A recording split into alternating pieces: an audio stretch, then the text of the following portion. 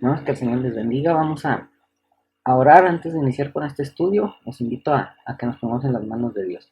Padre Celestial, te damos las gracias, Señor, porque nos permites nuevamente poder aprender más de tu palabra en estos momentos, Señor, a través de este medio, un medio digital, Señor. Te pedimos, Señor, que esta palabra sea palabra tuya, Señor, que no sea opinión de hombres, sino sea tu palabra la que nos esté enseñando, Señor, y danos una mente abierta y un corazón humilde para poder comprender y poder aplicar esto en nuestra iglesia, Señor. Nos ponemos en tus manos en nombre de Cristo Jesús. Amén.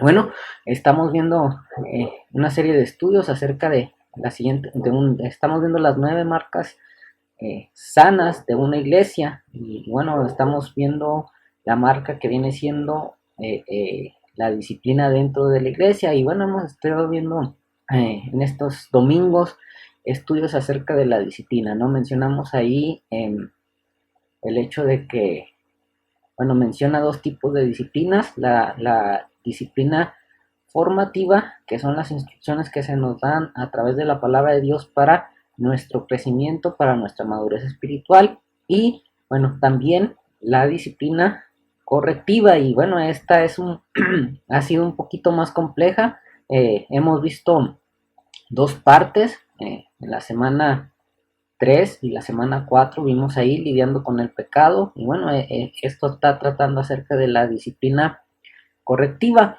Y bueno, esta semana, que es la quinta, vamos a continuar con la disciplina correctiva, qué hacer, qué es lo que nos dice la palabra de Dios si eh, algún hermano cae en algún pecado y bueno, la iglesia tiene que intervenir para poder restaurar a ese hermano, ¿no? Y bueno, como lo mencioné, esta semana es lidiando con el pecado, parte 3 es la semana número 5. Y bueno, para iniciar, ¿qué harías si descubrieses que un miembro de tu iglesia está cometiendo un pecado tan grave que escandalizaría incluso a los que no son cristianos en tu comunidad? Bueno, es una pregunta interesante um, bueno, está en base al pasaje que vamos a meditar, a reflexionar, pero antes de entrar al pasaje, ¿qué es lo que harías tú si tú descubrieses a ese miembro de tu iglesia? Bueno, posiblemente ah, lo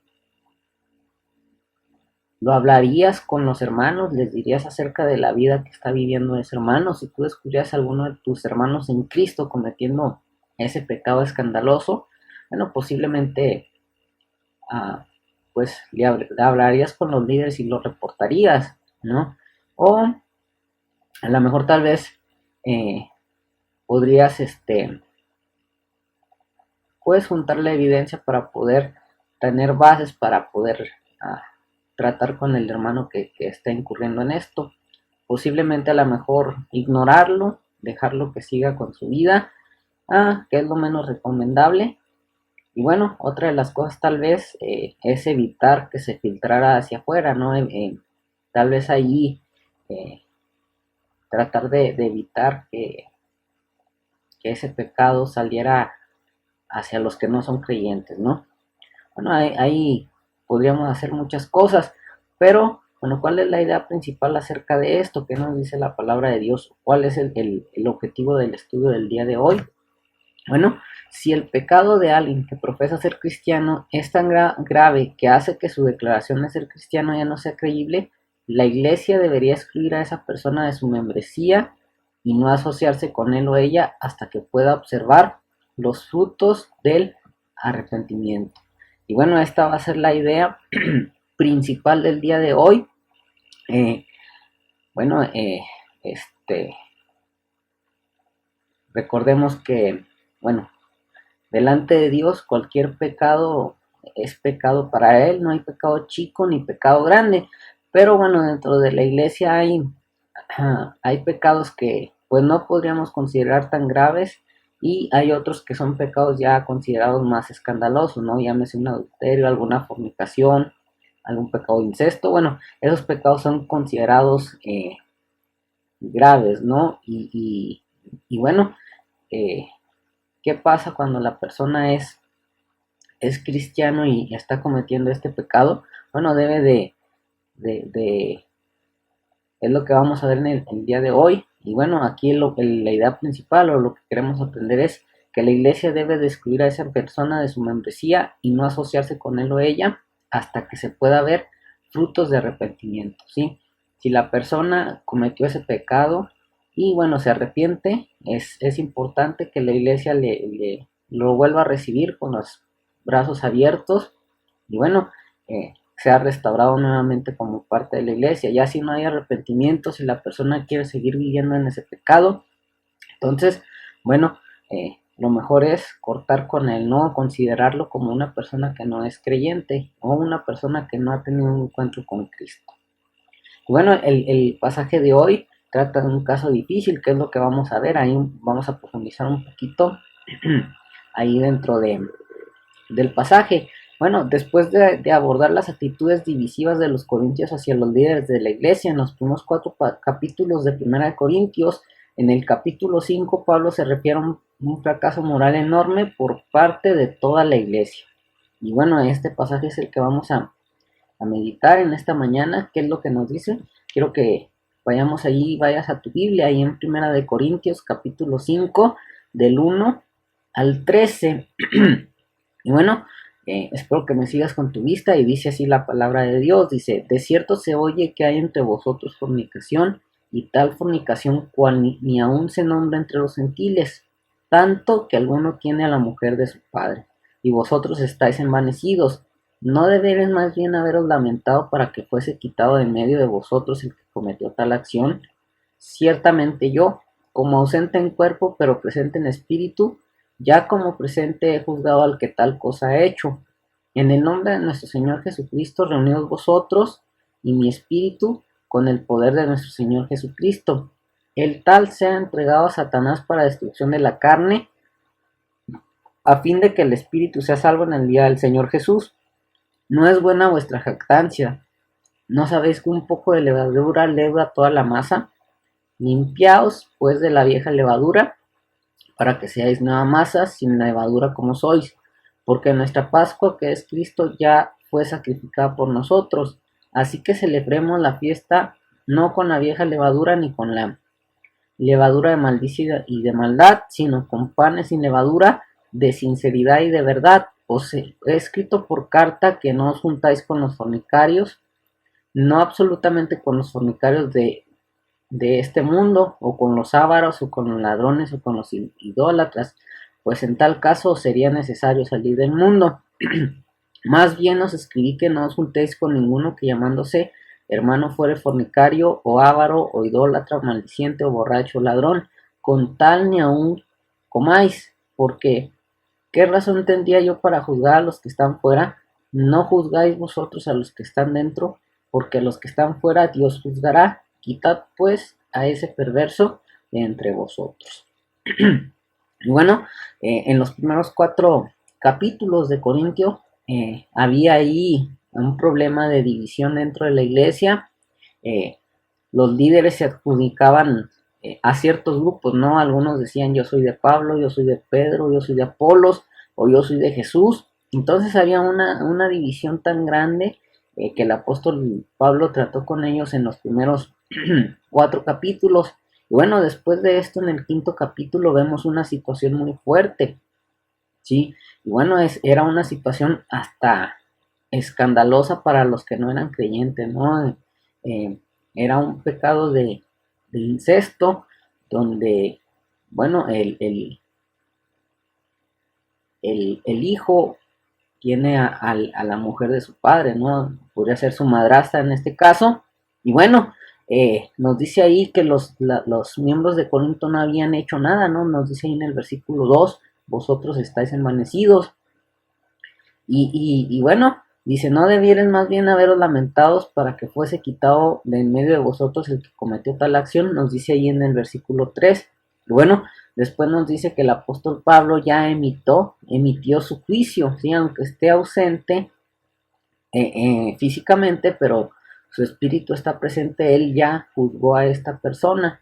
Y bueno, les pide, ¿no? Les dice a los miembros que se reúnan y que esta persona pues sea apartada, ¿no? Y bueno, después les da ahí una metáfora, ¿sí? Ahí de la masa y la levadura, ya que si no actuaban contra ese pecado, posiblemente hubiera contaminado a los demás hermanos y no le darían la importancia a esto, ¿no? Hubiera sido eh, crítica la situación si la iglesia no hacía nada con este hombre que cometió este pecado. Y bueno, después les dice, ¿no? Que no se junten con los fornicarios. Bueno, después dice, con los fornicarios de este mundo, dice, no os juntéis con los fornicarios, no absolutamente con los fornicarios de este mundo, o con los ávaros, o con los ladrones, o con los idólatras, pues en tal caso os sería necesario salir del mundo. Aquí en esta parte Pablo no se refiere a los no creyentes, sino que el apóstol se refiere a aquellos que se dicen cristianos. En este caso en el 11 nos dice hermano, practica esos pecados, ¿no? Fornicario, avaro, idólatra, maldiciente, borracho, ladrón. Bueno, después nos dice ahí, ni aún con él, no coman ni aún con él, ¿sí? Y luego después les pregunta, porque qué razón tendría yo para juzgar a los que están fuera, no juzguéis vosotros a los que están adentro. Entonces aquí, pues Pablo dice, no tiene caso juzgar a los de afuera, pues aquellos que están afuera van a ser juzgados por Dios, pero los que están acá adentro son aquellos a los que debemos de juzgar, y termina diciendo, quiten a ese perverso de entre ustedes. Entonces, bueno, es una situación un tanto difícil. Y bueno, recordamos que ahí la ciudad de Corinto era una ciudad idólatra, era una ciudad difícil, era una ciudad donde pues también se practicaban a lo mejor pecados escandalosos. Y bueno, ahora la iglesia estaba ahí pasando por esta situación, y pues Pablo les escribe esta carta para que trate con el creyente que estaba haciendo esto en este pecado, ¿no? Bueno, vamos a entrar a las preguntas de reflexión. Nos dice la primera pregunta, ¿qué estaba sucediendo en la iglesia de Corinto? Bueno, se sabe que hay un hombre en la iglesia de Corinto que está en una relación sexual con la mujer de su padre, presumiblemente su madrastra, ¿no? Esta era la situación que estaba ocurriendo, como leímos en el pasaje, ¿no? Posiblemente allí la iglesia conocía esta situación y aún no había hecho nada con esta persona, ¿no? No habían tratado con él. Entonces ahí en el versículo 1 nos dice cuál era la situación, ¿no? Y en este caso esta era la situación, que había ahí dentro de la iglesia una persona que tenía relación sexual con la mujer de su padre, ¿no? Posiblemente este enviudó o se separó y era su madrastra, ¿no? Entonces, esta era la situación, y era una situación bastante difícil y bueno, hasta cierto punto escandalosa también, ¿no? Para la iglesia de Corinto. Dice, ¿qué actitud tienen los corintios hacia este comportamiento según el versículo 2 que leímos?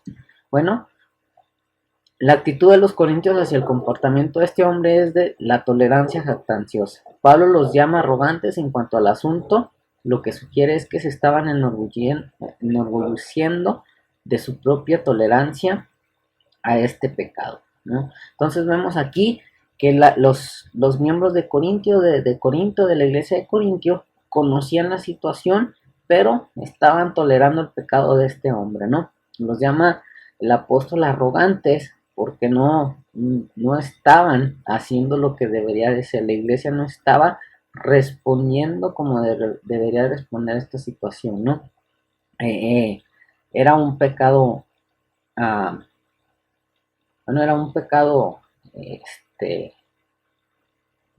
difícil, y bueno, este pecado era escandaloso también porque pues podía llegar a la ciudad de afuera, ¿no? A los no creyentes. Y bueno, ellos aparentemente conocían la situación y estaban tolerando el pecado, ¿no? Estaban permitiendo a este hombre ser miembro de la iglesia, participar, y bueno, Pablo les recrimina esto, ¿no? El que estén tolerando este pecado. ¿Cuál es la actitud de Pablo hacia este comportamiento? Ahí versículo 2 y versículo 5.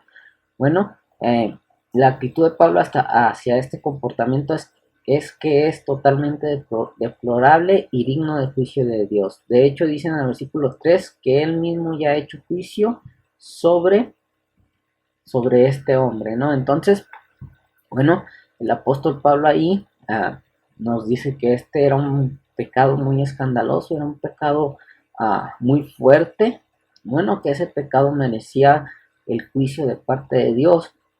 Bueno, en el versículo 3 nos dice que él mismo ya había juzgado a este hombre, ¿no? Ya había tratado, al enterarse de la situación, ya lo había juzgado. Bueno, ¿qué le dice Pablo a los corintios que deben hacer en cuanto a esto? Ahí del versículo 2 al 5. Bueno, Pablo dice a los corintios que deben llorar por el pecado de este hombre y quitarlo en medio de ellos. Pablo describe este acto como la entrega del hombre a Satanás. ¿Qué significa esto en la práctica? Bueno, que ellos debían excluirlo de su comunión y no asociarse más con él como un hermano. Entonces aquí, en este caso, bueno, Pablo le dice a los corintios, bueno, que se deben de lamentar por lo que está ocurriendo dentro de la iglesia, pero también que deben de actuar, ¿no? Y en este caso, al momento de actuar, Pablo les indica que corten a este hombre, ¿no?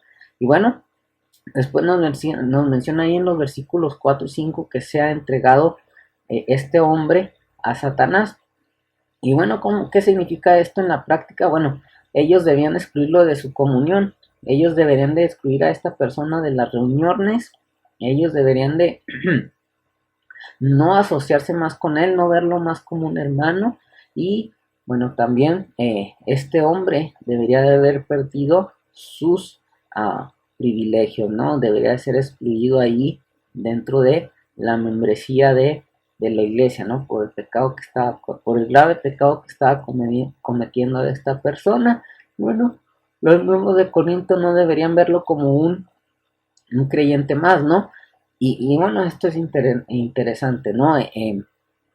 Este es lo que debemos de hacer las iglesias hoy en la actualidad, cuando haya este tipo de pecados, un pecado muy escandaloso, ¿qué es lo que debemos de hacer? Bueno, disciplinar a aquel que cayó. Bueno, recordemos que en estos estudios que hemos estado viendo, el objetivo de la disciplina de este hombre es, bueno, es para beneficiarlo a él, es para que se arrepienta de lo que está haciendo, si verdaderamente es un hijo de Dios, y para que vuelva a ser restaurado. A la iglesia, ¿para qué nos sirve? Bueno, para recordarnos que no somos vulnerables y que cada uno de nosotros a lo mejor puede caer en esa situación, ¿sí? Considerarnos cada uno de nosotros que a lo mejor también nosotros podemos pasar por esa situación. Bueno, a los de afuera, ¿qué les puede servir esto? Bueno, ellos van a darse cuenta que la iglesia está en contra del pecado, que está lidiando contra el pecado, que la iglesia realmente es una iglesia sana y que se quiere mantener pura ante estas situaciones, ¿no? Quiere evitar estas situaciones escandalosas. Y bueno, es interesante ver esto de entregar a la persona a Satanás, es quitarle todos los privilegios a esta persona y dejar de orar por ella. Ojo, aquí no debemos de prohibirle la entrada a la iglesia, ¿no? Si él quiere entrar, escuchar, le debemos de permitir, pero bueno, hay que quitarle sus demás privilegios, ¿no? Su voz, su voto, el orar por él, y bueno, el estar en desacuerdo con él, si tenías una amistad con él, si convivías con él, bueno, cortarlo, pero aclarando tu punto de vista, ¿no? Decirle, ¿sabes qué? Caíste en pecado, estás en disciplina, ahorita no podemos convivir hasta que tú seas nuevamente restaurado. Dice la siguiente pregunta, con respecto al hombre inmoral, ¿cuál es el objetivo de este acto de disciplina de la iglesia? Bueno, en la relación con el hombre mismo, el objetivo de disciplina de la iglesia es que lleve a que su naturaleza pecaminosa sea destruida y su espíritu sea salvo en el día de Cristo. Ahí en el versículo 5. El objetivo es que el acto de la iglesia de excluir al hombre de su comunión lo lleve a arrepentirse de ese pecado, a volverse a Cristo en busca de su misericordia y a empezar a vivir de una manera que demuestre un genuino arrepentimiento y fe en Cristo. ¿Qué quiere decir Pablo cuando manda a la iglesia que el tal se ha entregado a Satanás para destrucción de la carne? Simplemente que al ser sacado de la comunión de la iglesia, el hombre estaría de nuevo en el reino de Satanás, el ámbito donde Satanás reina. Y el objetivo de esta exclusión, como hemos visto, es que este juicio efectuado por la iglesia haga que el hombre vuelva en sí, se arrepienta de su pecado y al final sea un verdadero discípulo de Cristo, ¿no? Entonces, esta es en sí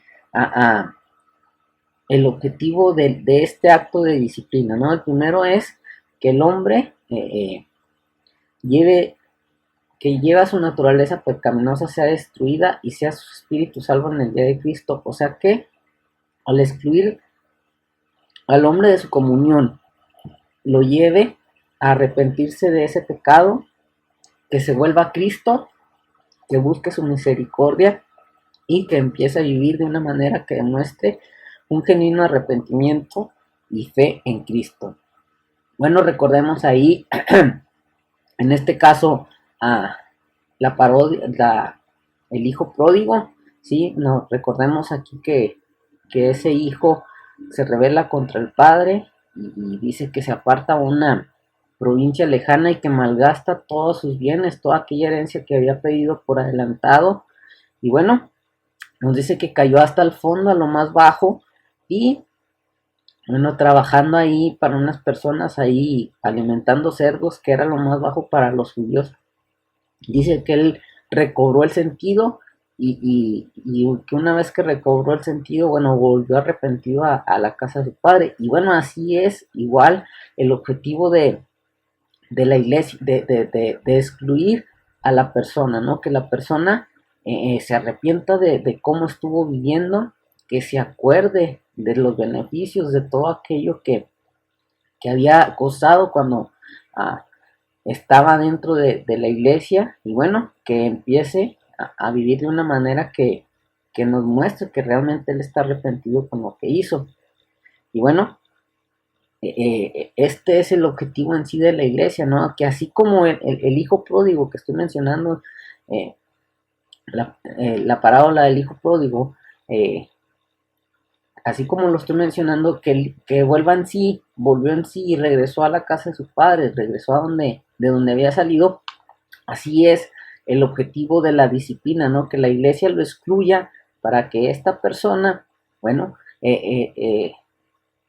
vuelva en sí, se arrepienta de su pecado y, bueno, venga arrepentido y realmente venga a ser un verdadero discípulo de Cristo, ¿no? Ese es el objetivo de la disciplina, ¿no? El objetivo de excluirlo, ese es el objetivo de quitarle los privilegios, que vuelva en sí, que esta persona reflexione qué fue lo que perdió, todo lo que perdió por unos momentos de placer, y bueno, vuelva en sí, se arrepienta y ahora sí venga con una actitud renovada dentro de su corazón, ¿no? Que venga a ser un verdadero discípulo de Cristo.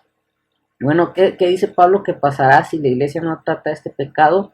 ¿Y qué metáfora utiliza? ¿Y qué nos enseña esto acerca del pecado en la iglesia?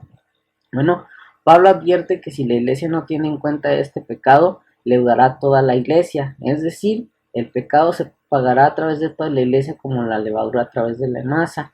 La imagen que Pablo quiere transmitir es un poco de levadura se extiende a través de toda la masa hasta que la impregna por completo. Esto nos enseña que el pecado es viral y contagioso. Si no lo tratamos, se propagará a través de una iglesia hasta infectarla completamente.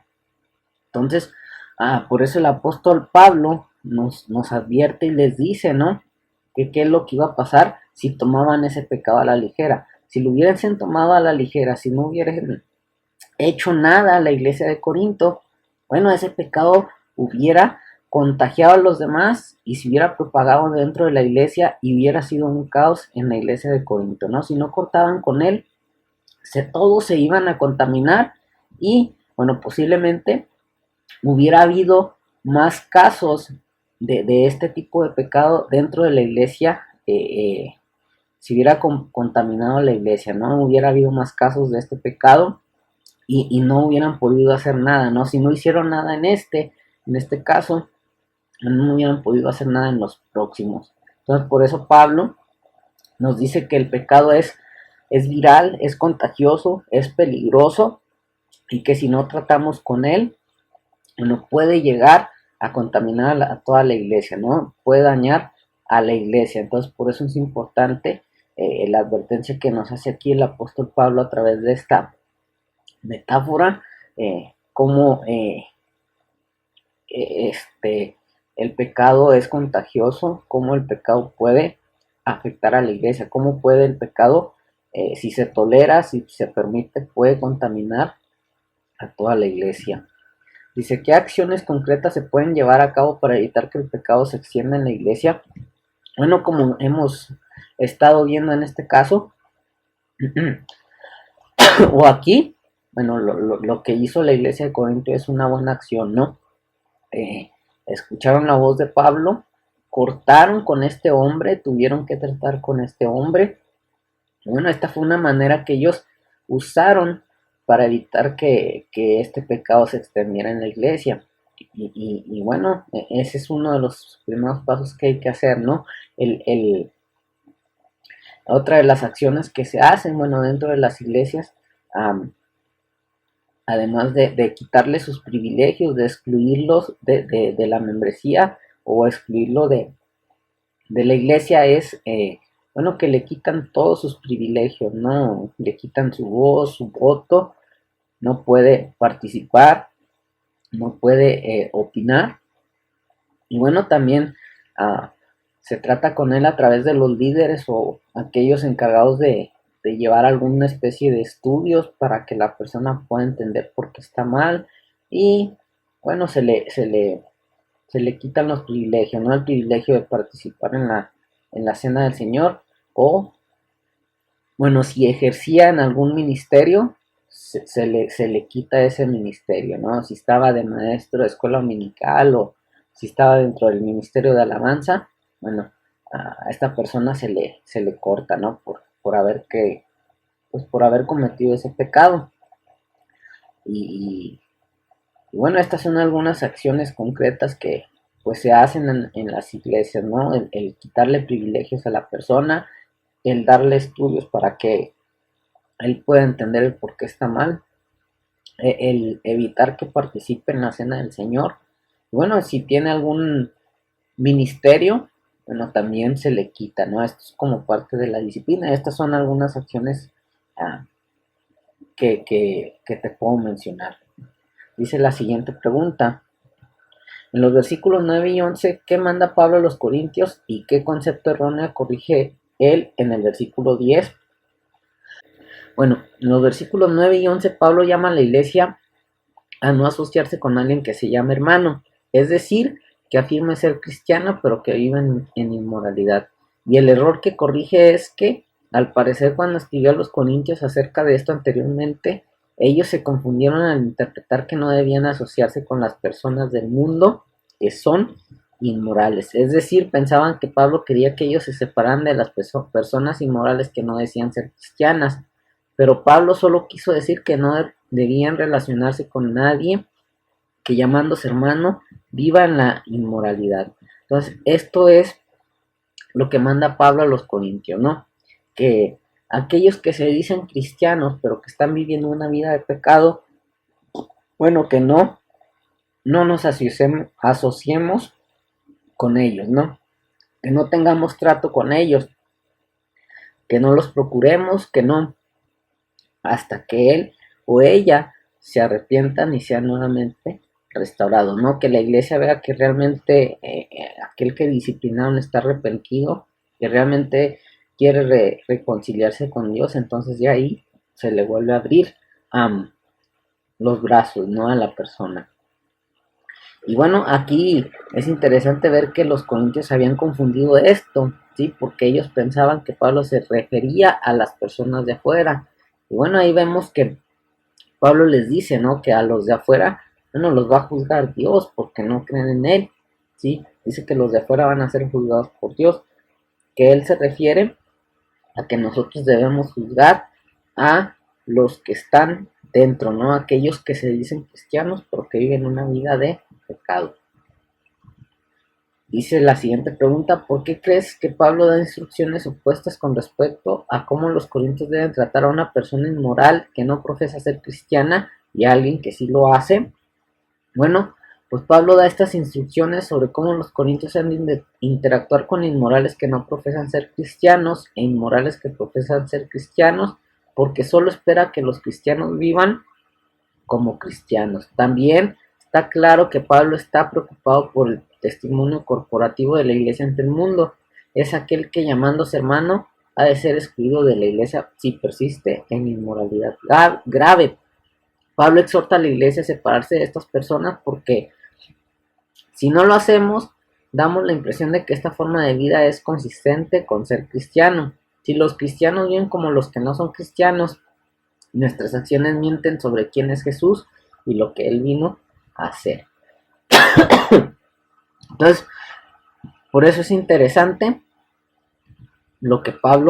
las instrucciones que Pablo nos da, ¿no? Y bueno, las personas inmorales de afuera, ¿qué pasa con ellos? Ellos van a ser juzgados por Dios.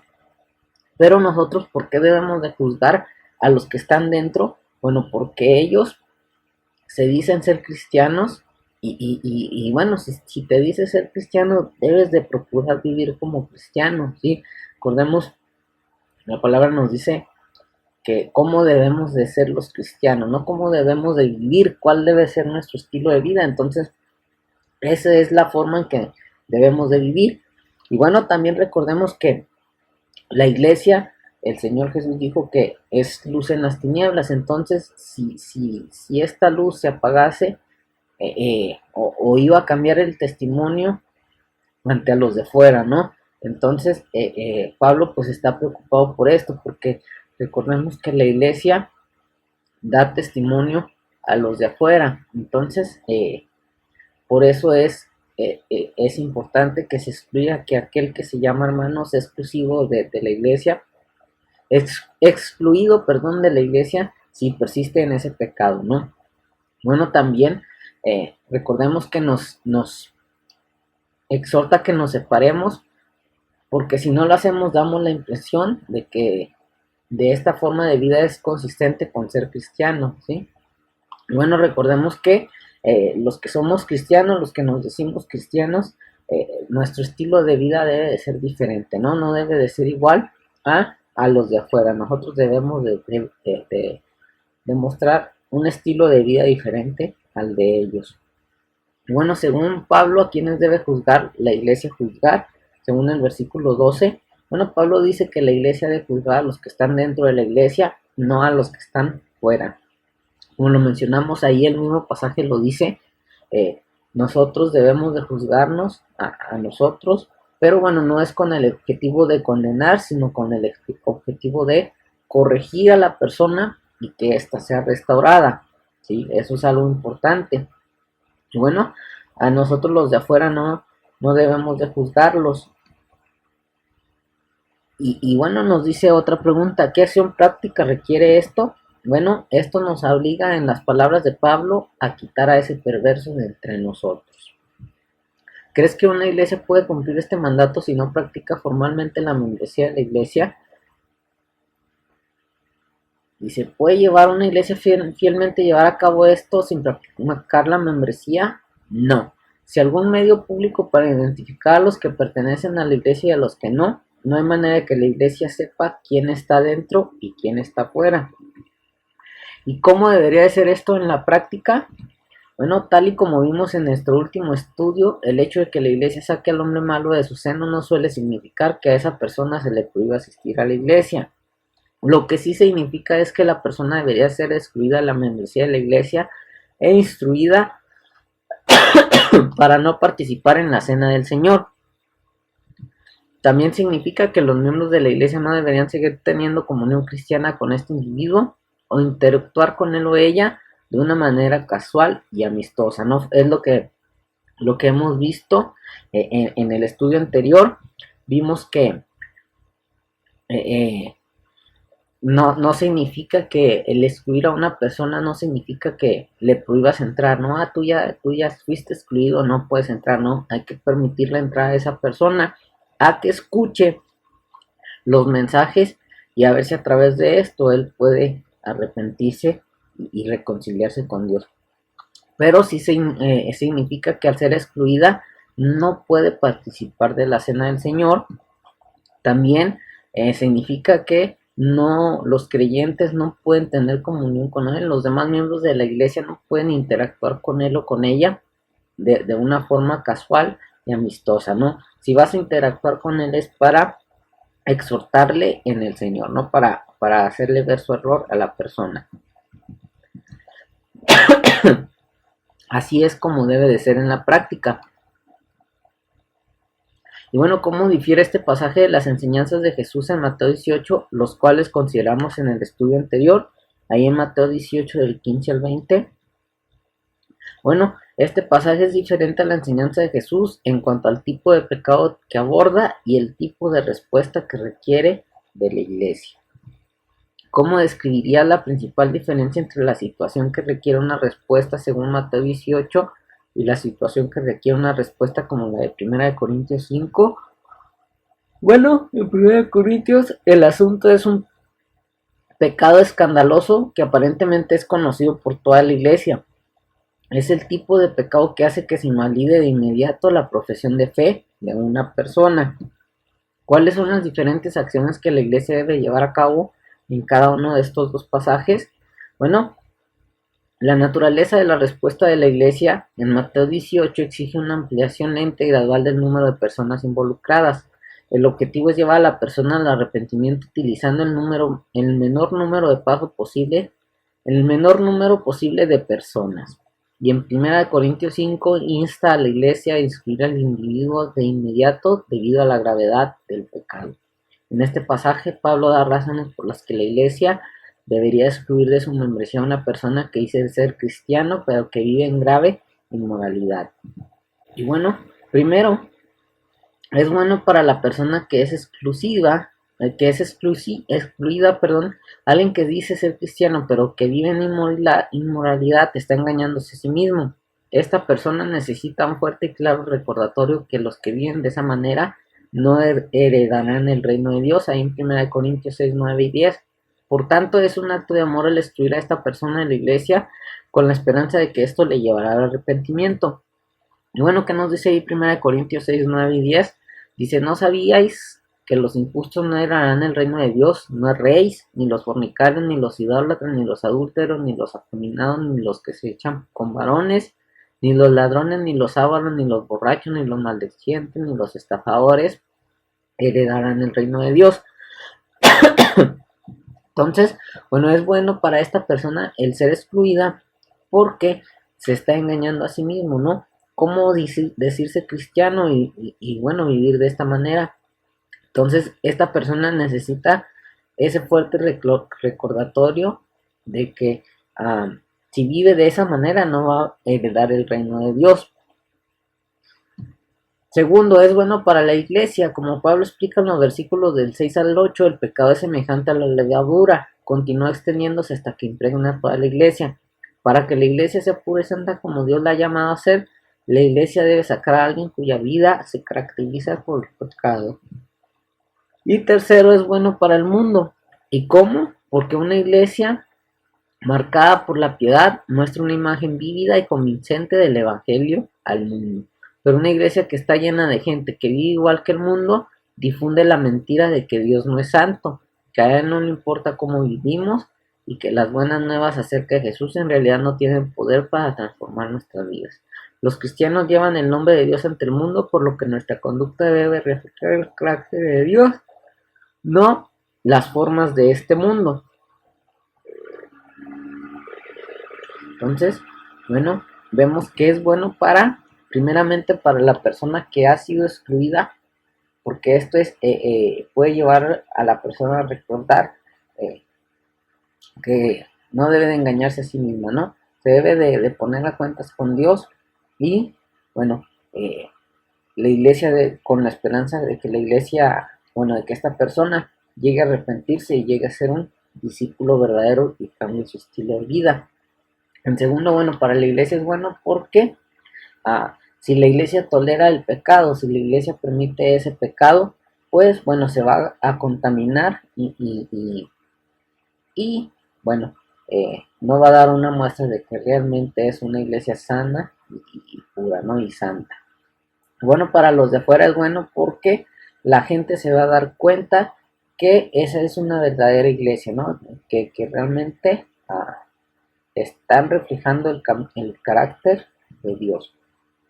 Dice la siguiente pregunta: a la luz de las cosas que hemos visto en este pasaje, ¿cómo le explicaría la disciplina de la iglesia a alguien que piensa que es algo malo, exclusivo y falto de amor?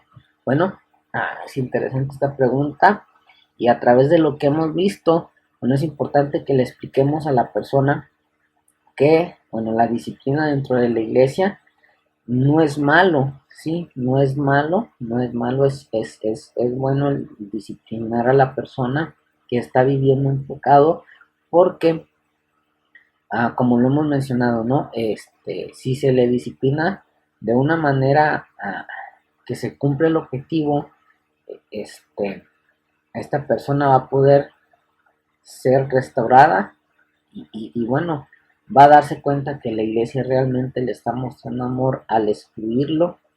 Y bueno, también vimos que es bueno para la iglesia porque ah, si la iglesia tolera el pecado, pues más adelante va a ser difícil tratar con él, no se va a contaminar y bueno, al rato ya no va a poder controlarse la situación por la que viven los hermanos. Bueno, también es bueno para el mundo, eh, y es una muestra de que, bueno, la iglesia está realmente comprometida y que la iglesia realmente ha sido transformada y bueno, que la iglesia está tratando de vivir a como Dios quiere que vivamos.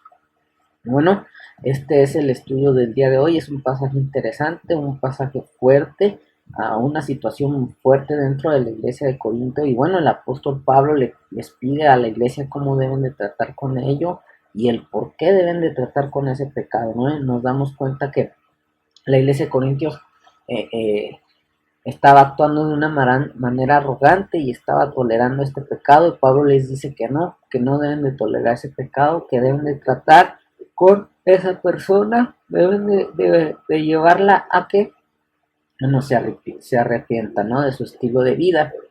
Y bueno, también vemos que la iglesia debe de tratar con esta situación, que la iglesia debe de no dejarse contaminar, y bueno,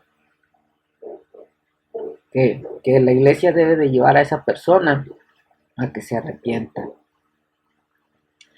Y bueno, este es en sí el estudio de esta semana, lidiando con el pecado, parte 3, y esta fue la última parte de esta serie de estudios en cuanto a lidiando con el pecado. En la semana número 3 vimos la parte 1, en la semana 4 vimos la parte 2.